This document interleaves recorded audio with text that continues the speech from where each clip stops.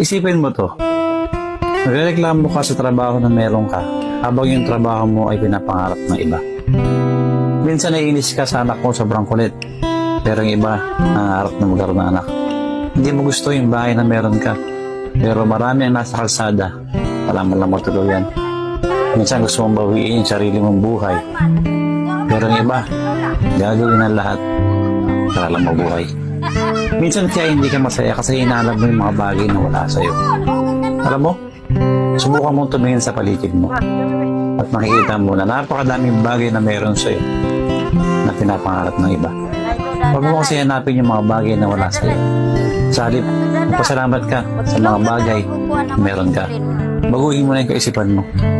Dahil hanggat hindi mo binabago yung kaisipan mo, hindi ka magiging masaya.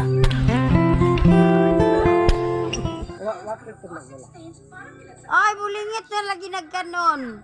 Ah.